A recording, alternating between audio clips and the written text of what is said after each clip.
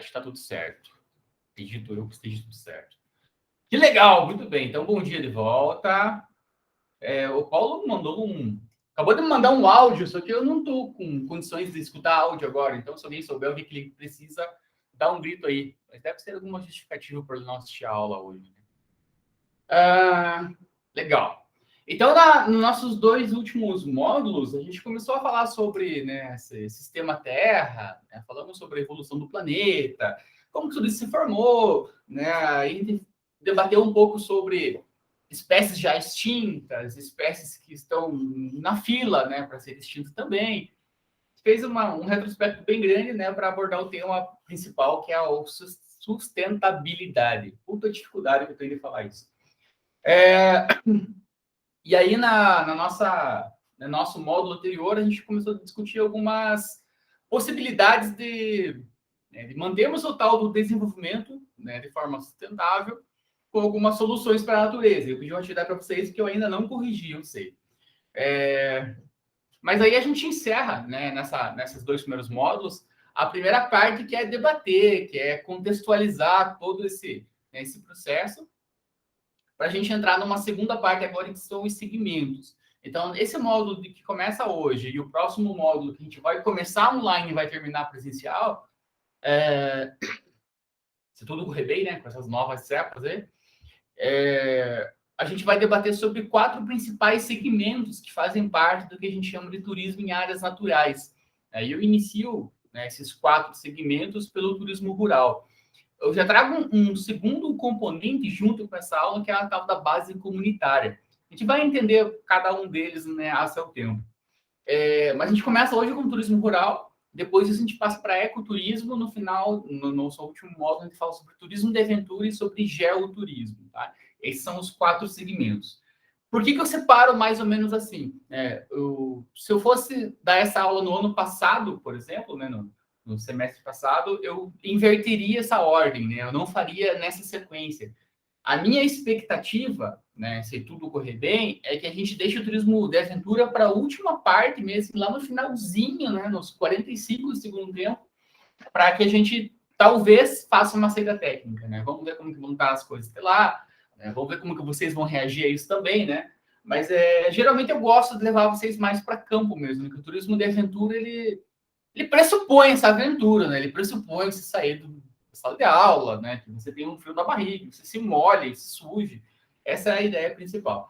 Então vamos tentar, né? A minha ideia é fazer pelo menos o rafting com vocês, que o rafting é uma coisa que eu não preciso organizar nada, né? Eu só levo vocês e aí a equipe, né, lá de Tibagi faz todo o processo e tudo mais. Então vamos tentar nessa forma. O segundo ponto de eu começar com o turismo rural hoje é que o turismo rural, assim, para a gente fazer uma cita técnica, a gente não vai ver assim, coisas extraordinárias, assim. A não ser que você seja de um núcleo urbano muito grande, assim, tipo, nasci e cresci no meio da Avenida Paulista, assim.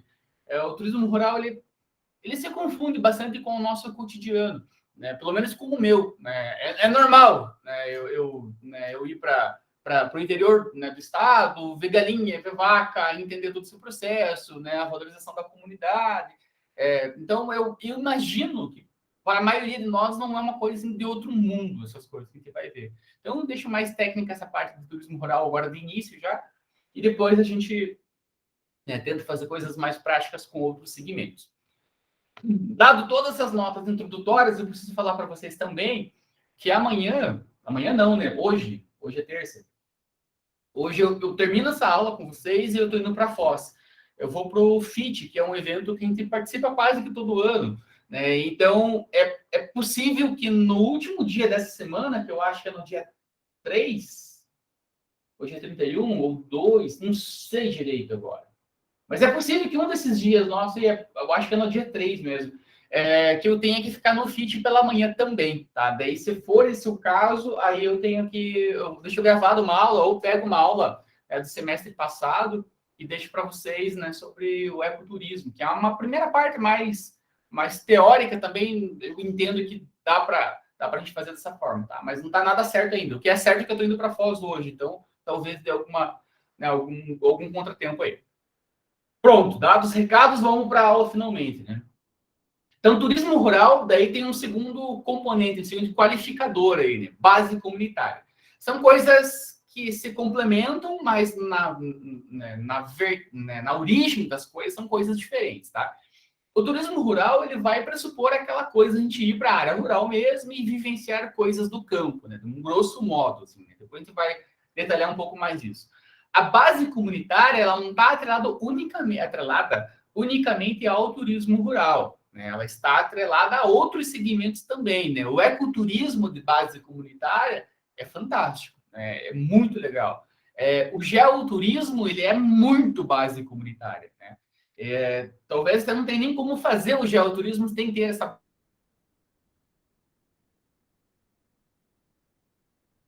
pessoas que estão ali, né, que sempre estiveram ali, né, para elas serem ativas no turismo.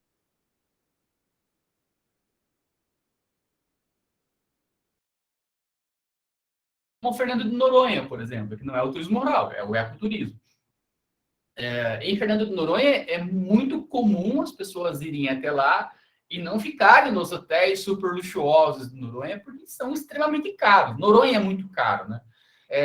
Mas você tem algumas outras opções que ainda assim são caras, né, na minha percepção, mas são ofertadas pela comunidade. Então, é uma pessoa que mora lá, né, um ilhéu, e ela faz lá como se fosse uma edícula, né, um quarto, um banheiro, uma mini cozinha ali, e ela aluga para as pessoas. Então, aí, o que você está fazendo com isso? Né? Você está ajudando a comunidade diretamente. Você não está indo para Curitiba e ficando lá no hotel, sei lá, Hilton, sei lá, que hotel que você ficar, o Bourbon, qualquer hotel que seja. Você não está indo para uma empresa gigantesca, você está indo ficar com a comunidade. Então, esse dinheiro que você deixa vai direto para as pessoas. E isso, né, os meios de hospedagem são uma forma, né? Você pode oferecer alimentação, sei lá, condução por trilhas, enfim, você tem uma possibilidade gigante de inserir essas pessoas. É muito legal, né? Eu adoro base comunitária de verdade, assim. Né? Só que ela é um pouco incipiente, assim, as pessoas não estão preparadas para ela ainda na minha percepção. Pronto, falei bastante já. O nosso conteúdo, né, ele está estruturado dessa forma. Né? Então, eu tenho uma abordagem do tema, né, uma introdução bem geral, bem grandona. Eu não estou enxergando vocês mais, tá? Deixa eu abrir minha outra tela aqui. Peraí. Se tiver algum chat, alguma coisa, eu vou escutar. Tem uma introdução sobre o tema. Depois disso, a gente fala sobre o turismo rural, propriamente dito. Depois eu vou fazer esse qualificador da base comunitária. No final, a gente vai fazer as potencialidades e o que dá para fazer, né? Já indo um pouco para a parte mais... se vocês, enquanto turismólogos, o que vocês vão fazer quando vocês se depararem, né, com um projeto de consultoria, um projeto de planejamento do turismo rural. E no final, a gente faz uma síntese que vai tentar integrar todos esses elementos num conjunto. Só que para a gente entender o turismo rural, a gente precisa entender um pouco o que levou a existir o tal do turismo rural. Eu costumo falar para vocês, já estão carecas de ouvir isso, né, que as coisas, né, não acontecem porque as pessoas são boazinhas, porque elas estão preocupadas com o próximo. Talvez agora essa mentalidade esteja mudando um pouco. Mas geralmente não é assim. Geralmente acontece um desastre e aí a gente começa a pensar em soluções. Né? A gente não começou a pensar em carro elétrico porque a gente está preocupado, né, com a emissão de CO2 e aquecimento global. Tá? A gente está preocupado porque está acabando o petróleo. Então a gente precisa encontrar uma outra fonte. Né? Então é mais ou menos por aí que acontecem as coisas, né? Então, as coisas vão melhorando, vão, mas é porque houve uma escassez de algo, né? Esse que é o problema maior. Então, o que estão os antecedentes disso, né? O principal disso, né, a gente está falando de turismo rural, a gente está pensando, né, numa relação produtiva. Não seria exatamente o agro, né? Mas essa relação produtiva, essa produção do campo que teve algum impacto, aconteceu alguma coisa. E aí, a partir disso, né, começou a nascer essa ideia de um turismo rural. Vamos aos antecedentes. Né?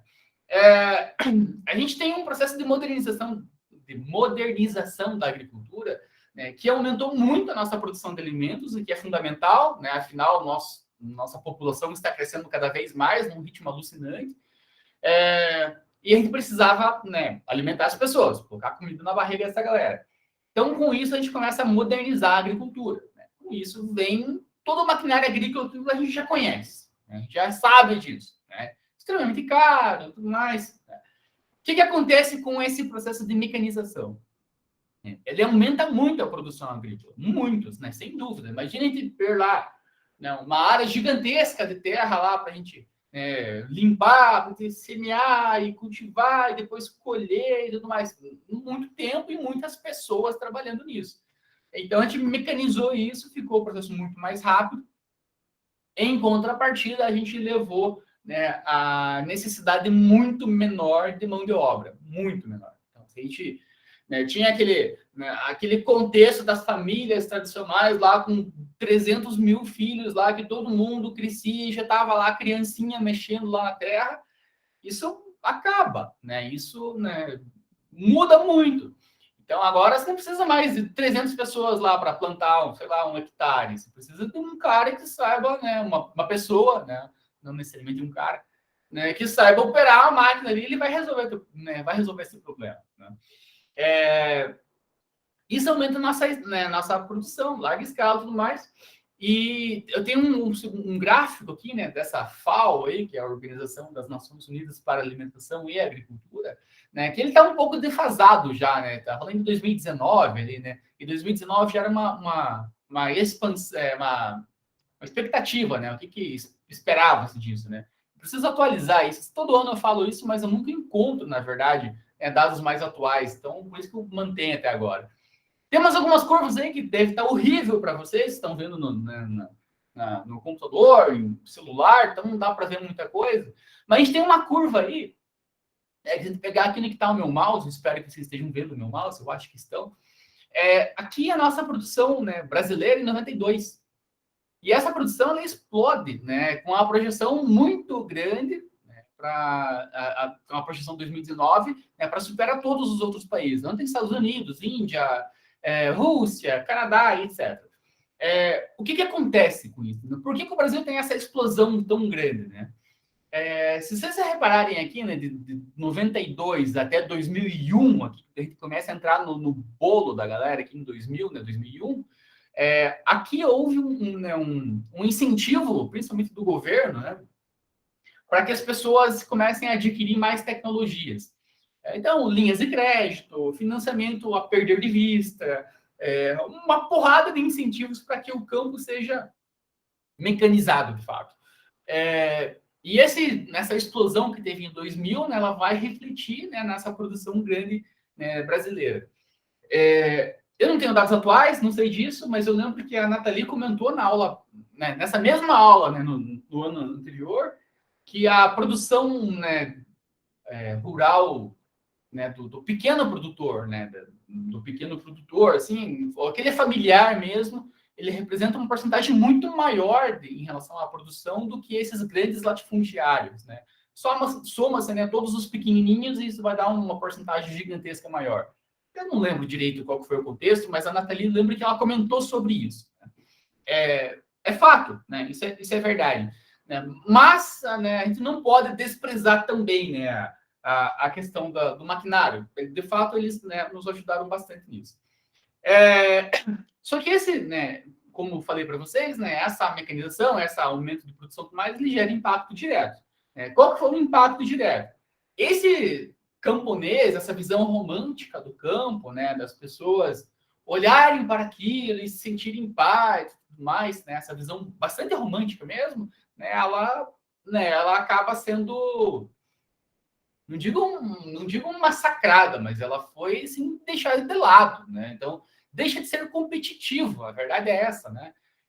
Vamos pensar que a gente plantar lá, eu não tenho a menor ideia de tamanho das coisas, vamos pensar lá 100 metros quadrados para plantar lá feijão lá na enxada, lá usando meus cavalos, etc. E tal, né? Com estão vendo uma sequência de pessoas trabalhando em linha ali, né? Vai custar muito mais do que se for fazer esses mesmos 100 metros quadrados com a tecnologia empregada nele.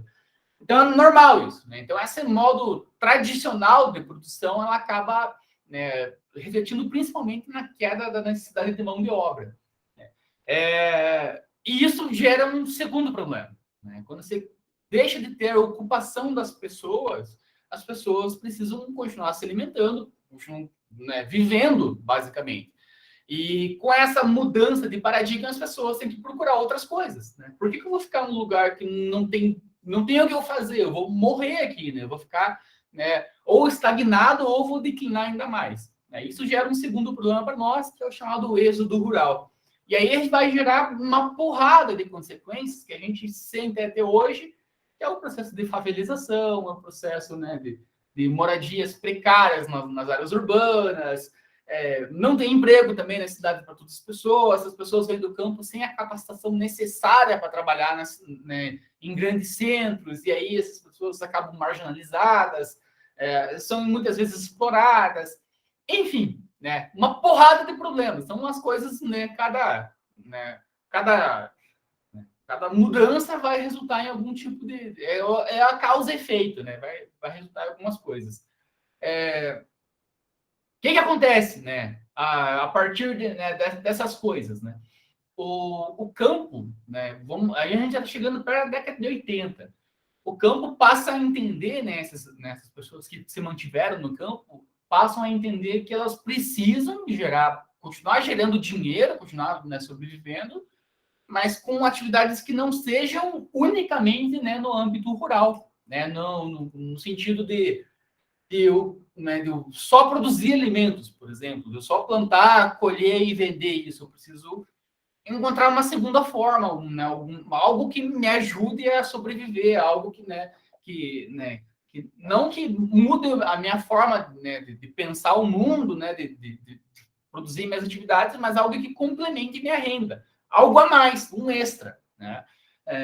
A gente na pandemia aí que faz lá, sei lá, toalhinha para vender, crochê, bordado, consultoria online, lives, né? A gente viu um monte de coisa, a gente precisa fazer alguma coisa para, né, para continuar complementando a nossa renda, porque caiu muito, né? E aí, com esse contexto, vem o que nós conhecemos hoje, né, como o turismo nesses locais, né, nesses lugares, né, rurais. Esse processo ele nos traz a ideia de que o campo deixa de ser visto apenas como um espaço de produção, né? O que tem lá no meio do mato, né? A visão bem imbecil assim, em relação ao rural, né? Não tem nada, os caras plantam lá uns milho lá e tal, tem uns bichos, né? Então passa-se, né, tira esse estigma, né, essa ideia, né, imbecil, e começa a enxergar o campo como com outro olhar, né? Ele passa a ser um espaço também de lazer, um espaço de moradia, um espaço de descanso, enfim, né, diversas possibilidades aí. E com isso vem a gênese do turismo rural, né? Então, eu posso gerar um pouco mais de renda, né? Eu continuo fazendo as minhas atividades normalmente, mas no final de semana, por exemplo, eu me disponho a receber uns malucos aí que querem ver lá como é que funciona a coisa. E isso, além, né, de tentar complementar a renda, começa, né, a estimular as pessoas a permanecerem na área rural, o que é fundamental para nós, né? Nós não temos todo mundo morar na cidade, não temos todo mundo morar no campo, né? Cada um mora onde quer, mas, né, você deixa de ser marginalizado, você deixa de ser visto como, né, com uns preconceitos bem pesados, assim, né? Eu lembro que, né, na faculdade mesmo, né, a gente tinha alguns colegas assim que olhavam assim para o pessoal, né, que morava no campo, esse camponês, né, esse sertanejo, né, esses termos que a gente usa, como aqueles caipira, assim, tipo, coisas assim bem pejorativas, bem pesadas, assim, né? Então deixa-se ser visto isso, né? Começa a entender como um processo cultural mesmo, né? Eles têm os seus modos de vida, eles têm uma relação, né, com o espaço deles que a gente nunca vai compreender na totalidade. É um espaço deles, né? Único. E aí nascem várias atividades. Também algumas figurinhas ali, né? Do descanso ali, né? Uma rede ali no meio das árvores, né? Passeios a cavalo, pesca, né? Uma turista ali fazendo de conta que está tirando leite da vaca e tudo mais. Tem tudo isso e mais um pouco, né? E aí a gente vai separar daqui a pouco em relação ao turismo rural e o turismo no espaço rural, que a gente vai entender um pouco melhor isso. Se alguém tiver muito interesse, né, em aprofundar essas coisas em relação a histórico, né, a perspectivas e tudo mais do turismo rural, essa autora que está embaixo do slide, a professora Olga Tulik, talvez seja a maior referência que nós temos em relação ao turismo rural. Ela estudou a vida inteira dela isso, então ela tem um material assim, gigantesco, muito legal, né, para vocês se aprofundarem, caso alguém queira ver mais a parte mais conceitual, que eu não vou pisar tanto nisso, eu vou mais dar uma dimensão geral para vocês aqui. Quando que começa, de fato, o que nós chamamos de turismo rural? Aqui no Brasil, especificamente. Aqui no Brasil, a gente tem esse início, né, esse primeiro passo em relação ao turismo rural na cidade de Lages, em Santa Catarina, bem pertinho de nós aqui, na década de 80, quando, né, após a crise dos anos 70. O que acontece no mundo? Né? Eu sempre falo para vocês que é importante a gente entender o que está acontecendo no mundo, porque as coisas, né, não acontecem do nada. Né? O que tem nos anos 70? Né? A gente tem o fim do acordo de Bretton Woods. Né? O que é o tal do Bretton Woods? O Bretton Woods era um acordo que existia em que o dólar ele tinha a sua paridade com o ouro. Né? Então, é mais ou menos assim, $1, eu não sei exatamente isso, mas $1 seria equivalente a 1 grama de ouro, por exemplo, ou 1 quilo de ouro, não tenho a menor ideia. Mas era igual, era a mesma coisa. Então, se eu tenho 2 quilos de ouro, eu vou ter, sei lá, X dólares. Se eu tenho X dólares, eu tenho equivalente a tanto de ouro. Por que disso? Né? Porque a nossa moeda ela precisava ter um lastro.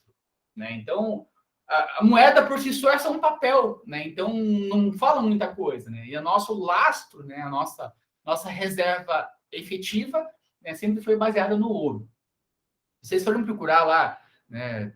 Tem alguns documentários fantásticos sobre, né, a reserva de ouro dos Estados Unidos e tal, lá é como se fosse um cofre no meio do nada, não sei o quê. É bem interessante entender isso. Então, pro papel valer alguma coisa, ele tem que ter algum outro significado por trás do papel. Né? Esse significado seria a paridade com o ouro.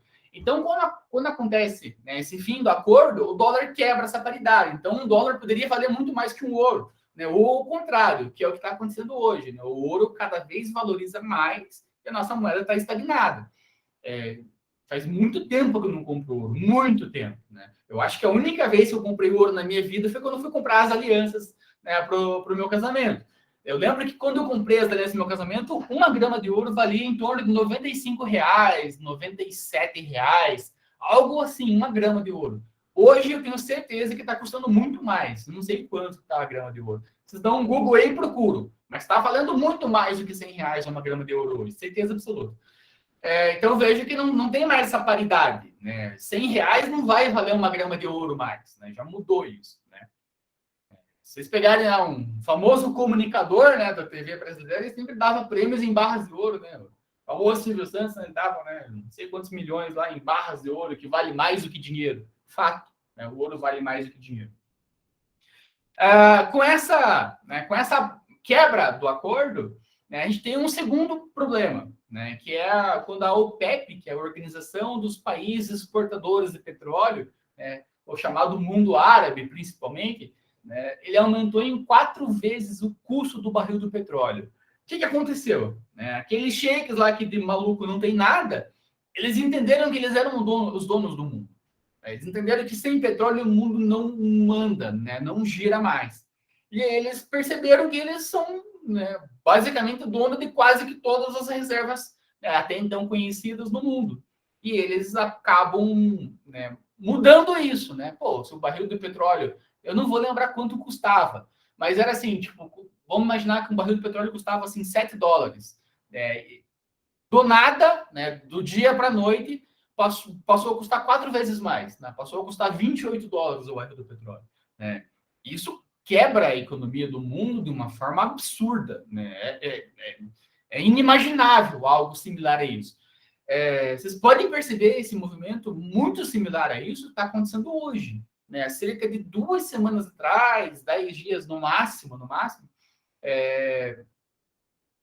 houve uma pressão muito forte para que baixasse um pouco o preço do petróleo. Vocês estão vendo o preço da gasolina, o preço de tudo está muito caro. E aí vários países entraram num acordo, né? Os países que mais consomem geralmente, né? Então, Estados Unidos, China, teve mais uns 2 ou 3 países que entraram nesse mesmo pacote, falando que não, a gente vai usar a nossa reserva, né? Todos os países mantêm uma reserva, né, do petróleo, né, para assuntos estratégicos. Nós vamos usar essa reserva para deixar de comprar, né? Porque os países árabes não querem aumentar a sua produção. Eles entendem que eles estão, né, na crista da onda e É natural entender o lado deles. Não acho que seja certo, mas é natural entender isso. E aí, né, foi liberado lá 50 milhões de barris de petróleo lá nos Estados Unidos, né? O que não é nada. Né? 50 milhões não dá para o consumo americano de 3 dias, né? Mas, enfim, tenta-se fazer algum tipo de pressão geopolítica aí. O que acontece no Brasil, além de tudo isso? Né? O Brasil segue um padrão de desenvolvimento, né? Quem dera fosse verdade isso, mas tenta seguir um padrão de desenvolvimento muito similar aos Estados Unidos, muito similar. Né? Então, o que a gente faz com isso? A gente abre mão das nossas ferrovias, a gente investe muito em rodovia, a gente começa a ter uma paixão por carros que não é natural nossa. Né? Nós não tínhamos essa cultura de pirar em carro e tal. A gente traz dos Estados Unidos, a gente consome muito produto americano, né? Filme, seriado, né? Comida, enfim. Né? A gente tenta seguir um padrão americano que está muito longe da nossa realidade. Mas né, o Brasil tentou seguir esse padrão. E com isso, né, o Brasil também estava dependente do petróleo. Né? Hoje a gente fala em pré-sal e um monte de coisa, mas nada disso existia na época. Além de tudo isso, na década de 70, a gente entra num período político muito complexo. Né? A gente começa a entrar num período de recessão econômica muito forte, e isso abre, né, um gancho muito bom para que se implante a ditadura militar no Brasil. E aí eu não sei se vocês são, né, militaristas ou não, eu não sou, deixo isso muito claro, né, eu odeio toda essa parte, mas enfim, né, foi algo que aconteceu. E aí, nessa visão romântica, nós não, né? Que uma parte considerável da população tem sobre o período militar, que o período que, né, os alunos respeitavam os professores, não sei o quê, nós tínhamos ordem, tinha civismo e tudo mais. Não tínhamos, né? Nós tínhamos uma repressão muito forte, né? Nós tínhamos medo mesmo de sair na rua, né? São coisas bem diferentes de você respeitar e ter medo. Então, a gente tem todo esse processo, né? Nossa moeda já não valia muita coisa, né? Com a quebra, né? Com a desvalorização do real perante o dólar, não é nem real, né? Mas desvalorização da nossa moeda perante o dólar, aumento do custo do petróleo, escassez do petróleo, período de ditadura militar vira uma bola de neve. O Brasil, né, simplesmente, né, colapsa, né? Não tem o que fazer. E aí, né, nesse contexto, né, os produtores, né, de lajes sentem o impacto direto disso e começam a pensar, né, em outra situação, e aí nasce o turismo no espaço rural aqui no nosso contexto. O que eles fazem? Né? Eles começam a desenvolver atividades receptivas a turistas. Então, é muito diferente, né, esse início do turismo rural com o que nós temos o turismo rural hoje. É muito diferente, é um outro universo. Né? Então, o que eles faziam? Eles recepcionavam as pessoas. Né? Então, venha para cá e tal. Né? Faziam alguns passeios e tudo mais. Né? Não acontecia nada muito além disso. Né? As pessoas vinham, né, passavam o dia, nem pernoitavam no espaço rural e iam embora uma tarde.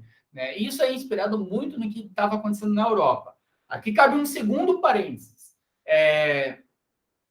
O espaço rural que nós entendemos até hoje no Brasil, né, que nós entendemos como urbano e rural, é completamente diferente do que a Europa entende como urbano e rural. Completamente diferente. São universos diferentes.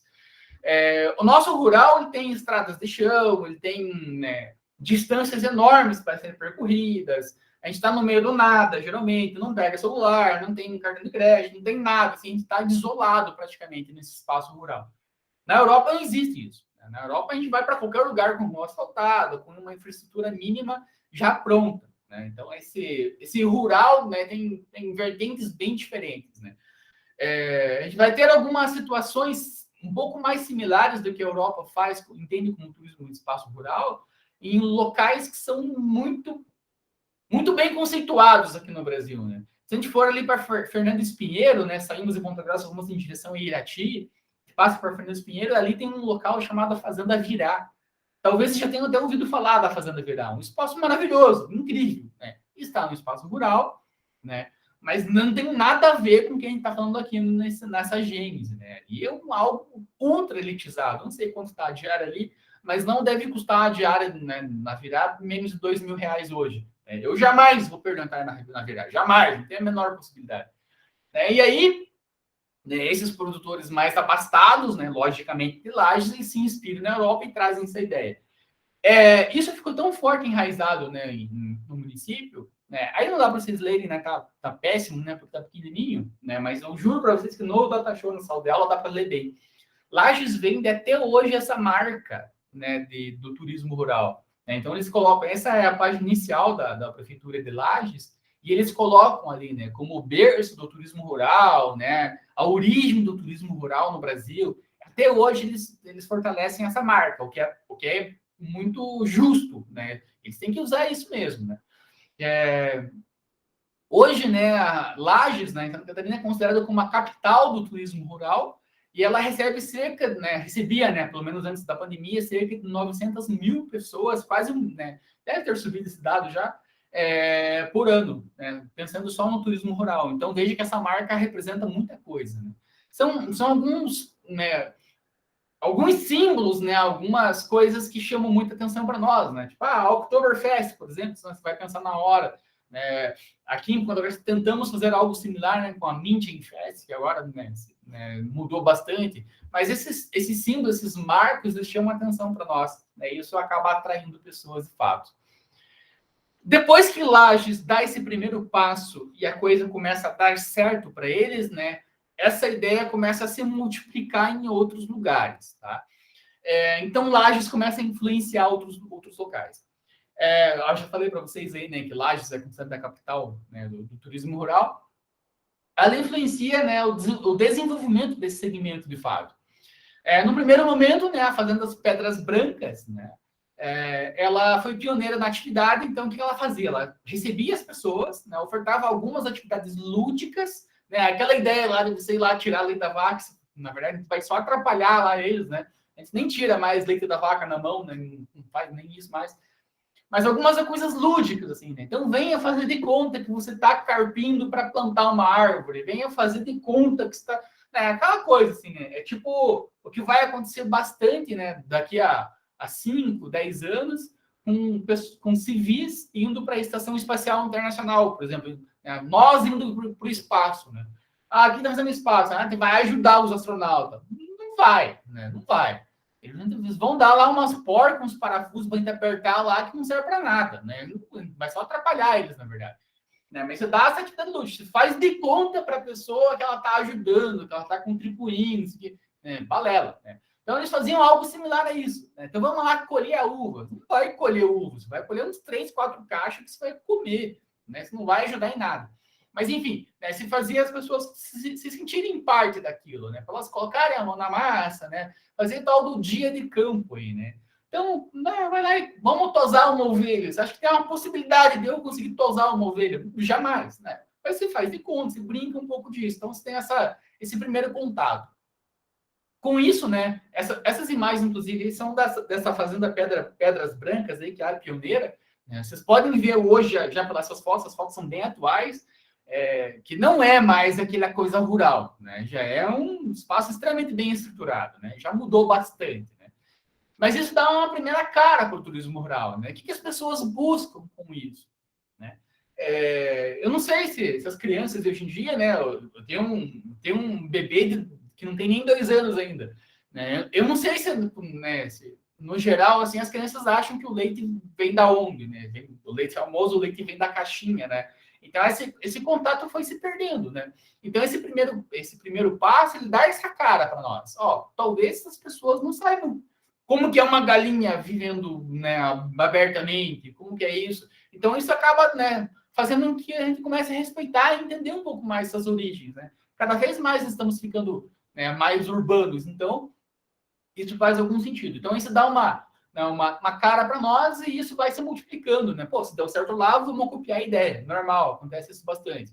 Então, aí outras fazendas, né, como a do Barreiro, do Boqueirão, começam também, além de ofertar, né, esse dia do campo, né, que se finge que está ajudando o produtor rural, também a hospedagem, né? Então, você começa a ter essa estruturação. Talvez as pessoas também queiram passar a noite aqui, né, e ver como que é o céu à noite num espaço diferenciado, o silêncio, isso aqui, acordar com o galo gritando na cabeça lá, né, 5 horas da manhã, eu odeio isso. Mas as pessoas começam a ter isso, né? Então, faz parte, né? Começa a dar uma ideia. Antes de eu passar para o próximo slide, eu mostro para vocês um pictograma, né? Eu não dei aula de planejamento para vocês, mas eu tenho uma aula que eu dou só sobre pictograma, sobre esses símbolos assim para, né, do turismo, né? E esse é o pictograma do turismo rural. Veja que o pictograma ele é bem romantizado, né? Uma carroça ali, né? Um carro de boi, né? É umas montanhas no fundo ali, né? Uns montes no fundo. Então, quando vocês estiverem andando, né, pelo Brasil aí, começarem a ver alguns pictogramas, alguns são muito comuns para nós, né? Um aviãozinho lá você já vai remeter na hora que está perto do aeroporto, né? Então, algumas coisas estão naturais para nós. Quando vocês verem esse pictograma, vocês sabem que estão muito perto de algum lugar que oferta o turismo rural. Por que eu destaco isso? Né? Porque eu acabei de falar para vocês sobre a Fazenda Virá. E quando vocês vão, né, se vocês forem um dia para a Fazenda Virá, ou estiverem pelo menos passando perto por ali, vocês vão ver uma placa dizendo assim, Hotel Fazenda Virá, sei lá, Boutique Virá, não sei nem como que eles se chamam mais. Eles não utilizam esse pictograma, eles utilizam o pictograma de um cavalinho, né, que é outra coisa, não tem nada a ver com turismo, não. Então, eles nem se vendem como turismo rural, de fato. E é verdade, porque eles não são isso, né? Eles são um turismo no espaço rural, são coisas diferentes. Já vamos debater um pouco mais sobre isso. Final dos anos 80, São Paulo, né, nessa região da Mococa, né, um grupo de proprietários se reúne e constrói um produto turístico, né, formado por antigas fazendas. Então, várias fazendas, né, próximas, relativamente próximas uma das outras. Cria-se uma espécie de um roteiro entre elas, né, oferecendo cavalgadas, hospedagem e gastronomia. Veja, a gastronomia começa a entrar agora no pacote aqui. Começou a hospedagem, né, no estágio anterior, agora a gente começa a falar sobre gastronomia. Aí, cerca de 10 anos depois, Minas, né, também oferece isso. Aí, em 93, né, Lavras do Sul, Rio Grande do Sul, e aí, depois disso, explode. Né? Qualquer lugar do país que a gente vai hoje, se a gente quiser né, consumir o produto chamado turismo rural, a gente vai ter essa possibilidade. Tá, falei sobre tudo isso, falei como que está mais ou menos estruturado, como que isso nasceu, né, uma vertente bem grandona, mas eu não falei para vocês até agora nenhum conceito sobre o turismo rural, né? Fato é que eu não gosto de ficar trabalhando conceitos com vocês. Eu tenho preguiça de ficar falando de conceito, porque a gente vai colocar 30 mil autores que vão falar mais ou menos a mesma coisa, com algumas poucas diferenças. Mas eu vou colocar, né, uma definição para vocês aqui. O que é o turismo rural? Basicamente, uma atividade não agrícola. Então, a gente não vai para o campo para trabalhar no campo. Né? Nesse caso, nós somos trabalhadores do espaço rural. Então, é não agrícola, mas está inserida nessa pluriatividade rural. Né? Então, né, a família que mora no espaço rural fica o dia inteiro pescando? Óbvio que não. Né? Mas a pesca está inserida na vida deles. Então, você vai lá, você pode pescar lá no arroio, não sei, né? O que vai ter lá. Trago a definição para vocês de Schneider, né, que diz para nós, sempre que tem negrito é mais importante, eu não vou ler tudo. Então, membros das famílias, as pessoas que habitam, que moram no meio rural, elas escolhem, elas optam, né, por exercer algumas atividades que não sejam necessariamente agrícolas, mas, né, elas mantêm sua moradia e mantêm principalmente sua ligação, né, traço cultural, né, inclusive esse traço produtivo com a agricultura e a vida no espaço rural. Essa definição, para mim, é uma das mais legais, assim uma que mais me chama a atenção, assim, porque para mim congrega as coisas que eu mais acredito, né? As pessoas têm que estar lá. É diferente da gente agora se reunir aqui na sala, fazer uma vaquinha, comprar uma propriedade no espaço rural e começar a explorar o turismo rural nessa propriedade. É diferente de uma pessoa que sempre esteve lá. Né? A relação, né, com o espaço é diferenciado, né? O respeito entre as coisas é outro. Enfim, né, é muito diferente. Então, o principal ponto de tudo isso aqui é deixar as pessoas que já estão lá como membros ativos, né? Elas vão escolher isso, não vem imposto de fora para dentro. Né? É diferente da gente ir também lá para a propriedade, a gente não quer fazer nada disso, mas a gente quer, né, que vocês ofertem isso, a gente vai lá, faz um curso de capacitação, uma sensibilização das pessoas. Essas pessoas não querem, não vai dar certo, não funciona. Né? Infelizmente, essa é a verdade. Então, as pessoas têm que optar por isso. Né? Claro que a gente pode fazer esse trabalho, essa sensibilização, mas se não partir deles que isso é uma coisa legal, que é uma coisa interessante, não vai dar certo. Vai ser uma coisa forçada, uma coisa artificial, que não vai ser bom nem para eles, nem para os turistas. Então, não funciona. Sobre o governo federal, né? Trago um negócio para vocês que eu gosto de bater. Toda vez eu bato bastante. 10h41. Eu vou terminar esse slide e eu paro por aqui hoje. O governo federal fala para nós, né, que o turismo rural é um segmento relativamente novo. Eu já discordo um pouco disso, mas também essa definição é de 2005, né? Então, 2005 fazia tipo uns 25 anos, também já não era novo, né? Enfim, que está em fase de expansão no Brasil, já acho que não também, nesse momento já não é nem novo, nem está mais em expansão, já tá bem consolidado, e tem seu crescimento explicado por duas razões. Então, o governo federal ele tenta entender o porquê que cresceu o turismo rural. E eu trago para vocês, né?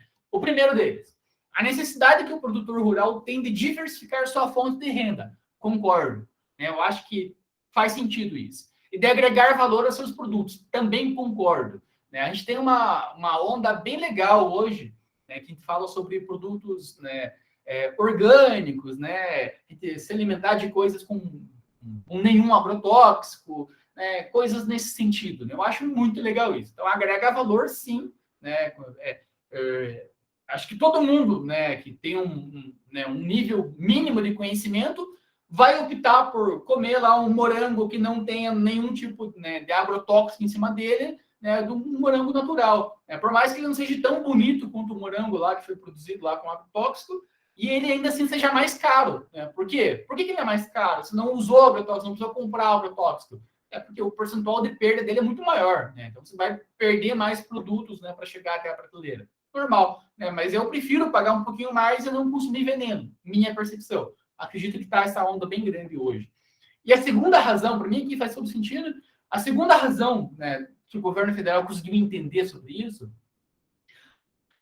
para mim é bizarro isso. A vontade dos moradores urbanos de reencontrar suas raízes, né? Conviver com a natureza, os modos de vida, né? Não. Tá. Vamos pensar, né? Reencontrar suas raízes, né? Eu sou de 86, eu nasci em 86. E eu nasci no espaço rural, no espaço urbano, desculpa, né? A minha mãe é de 60 e alguma coisa, 66, eu acho. Ela nasceu na cidade, né? A minha avó, não sei quando ela nasceu, né? Mas ela nasceu no campo e já foi para a cidade, né? Ela passou a vida adulta dela já na cidade. Veja que são 3 gerações eu, né? Eu tenho um filho de 2 anos que nasceu, né? Totalmente no espaço urbano. O que acontece com tudo isso, né? Que raiz é essa? Eu duvido muito que exista essa raiz, né? Eu não tenho nenhuma raiz com espaço rural, né? Poxa, a minha avó, né? Meus bisavós, né? Ainda mais ou menos, né? Porque a minha bisavó nasceu no Rio de Janeiro, então, puta, olha que loucura isso. Então, eu não tenho nenhuma raiz com espaço rural. Não tenho nenhuma vontade de reencontrar minha raiz, né? Se eu for pegar lá na essência da coisa, na raiz etimológica, né, do desenvolvimento humano, aí tá lá no tempo das cavernas, né? Aí tranquilo, aí vai ter raiz. Mas eu não me vejo lá no meio do campo, lá carpindo, plantando, não vejo isso, né? No entanto, eu adoro esse espaço. Né? Eu gosto de ficar no meio da natureza, eu gosto de árvore, eu gosto dessas coisas aradas. Eu adoro isso, né? Então, para mim não tem nenhuma relação entre... Já abro para você, Marcelo, só um segundo. Em reencontrar raízes, né? Para mim tem muito a ver em vivenciar esse espaço, em respirar um ar diferenciado, em curtir um silêncio muito diferente do que a gente tem, né? Mesmo à noite na cidade. Né? Então não tem muito a ver com isso, né? Então esse reencontrar suas raízes para mim é uma balela do tamanho do mundo. É tentar assim forçar que a gente tenha uma relação mais sentimental com esse espaço do campo, né? Para deixar a coisa mais romantizada. Esquece isso. Né? Não tem essa pira, né? Reencontrar suas raízes. Então, você acha que o turista que vai para um espaço rural, ele vai querer tomar banho no rio lá na água gelada? Nem fudendo. O cara não quer isso. O cara quer conforto, ele quer um colchão gostoso, ele quer ar-condicionado, ele quer um chuveiro quente, ele quer essas coisas assim. Então, não tem nada a ver com encontrar raízes. Esquecem essa pira, né? Conviver com a natureza, ok. Os modos de vida, eu acho que é mais ou menos também, porque tem pessoas que não curtem essa ideia de modos de vida. Tem gente que vai para o espaço rural e também não gosta dessas coisas, né? Então você vai lá tirar o leite da vaca lá e vai tomar aquele leite, né? Eu não curto, por exemplo, né? Para mim não é uma coisa legal, mas tem gente que adora tirar o leite na hora, numa canequinha e já tomar. Mas não é a minha praia. Enfim, né? Não é todo mundo que gosta dessas coisas. Não é todo mundo que quer ver tradições, costumes, né? As pessoas vão porque elas querem curtir um segmento. Então, essa ideia romantizada de que a gente quer voltar no passado, isso aqui e tal, esquece isso, tá? Não vai funcionar no nosso turismo de hoje. É a pilha que eu tenho bastante em relação a fazer turismo em aldeias indígenas. Vamos lá, conviver, tradição, costume, nananá, nananá. Vá dormir uma semana na rede para vocês verem o que acontece. Né? As pessoas não estão afim disso. Vão tomar banho em água gelada, né? Vão passar calor lá no meio da Amazônia. As pessoas não querem isso. Né? As pessoas querem ter um contato, querem, mas elas querem conforto, né? Elas querem. As pessoas não querem pagar para passar raiva. Essa é a verdade. Né? Se vocês quiserem desdobrar esses dois temas que estão aqui, né, debati para vocês, está nesse livro aqui, que é Diretrizes para o Desenvolvimento do Turismo Rural, publicado pelo Ministério do Turismo lá em 2005. Né? Então é uma pira muito louca. Eu termino por aqui. Marcelo, por favor, contribua. Bom dia. Então, sobre turismo rural, né? Eu moro em Castro, e em Castro tem muita gente que acabou de sair, tipo, a última geração, assim, que nem a Aham. avó saiu do campo e daí foi para a cidade e tal. E realmente as pessoas que moravam no campo não querem fazer turismo rural. Eu vejo assim pela minha avó, meu pai, minha mãe, tio, quando a gente fala de turismo rural, eles acham assim que é perda de dinheiro, porque eles pensam assim, a gente já viveu isso, não tem para que a gente ir lá querer viver essa fantasia de novo. Aí eu também acho que esse negócio das raízes é um negócio meio assim errado, que realmente as pessoas não pensam assim, a maioria pelo menos. E que eu acho que o turismo rural seria muito mais voltado para a pessoa que é urbana desde sempre, do que para alguém que já teve contato com turismo rural, tipo, de verdade, alguém que morou na fazenda e tal. E daí, porque eu vejo também que nem gente que é de cidade e tal, e conhece, que nem você falou, da onde que vem o leite, vê as galinhas, vê aqueles mini zoológicos com cabrinha. Daí as pessoas ficam assim encantadas, mas que nem a gente que já foi da área rural, a gente só olha e fica assim, tá bom, fazer o quê? É bem isso mesmo. Eu adorei uma palavra que se usou aí, um termo que se usou aí nessa, viver essa fantasia, né? É bem isso mesmo, né? Então, essas definições, vocês vão ver muito disso em artigo. Hoje eu não sei, porque faz muito tempo que eu não me debruço sobre o turismo rural. Mas tem muito disso, né? Dessa ideia fantasiosa mesmo, ideia romântica, não sei o quê, né? De acordar cedo para ver lá o orvalho, isso aqui. Não tem, cara. Imagina você ter férias, né? Você queria acordar às 7 horas da manhã para ver a geada no campo. Você não tá afim, cara. Você quer acordar às 11 horas da manhã, bem de boa, tomar um super café, né? Essa fantasia é perfeita. Eu adorei essa palavra que você usou. Vou usar sempre agora essa ideia de fantasia. É bem isso mesmo. Eu comentei sobre o meu filho, sei lá, um tempo atrás eu levei ele até Marsum lá num mini zoológico, exatamente o que você falou aí, né? Mini cabra, mini porco, mini tudo, né?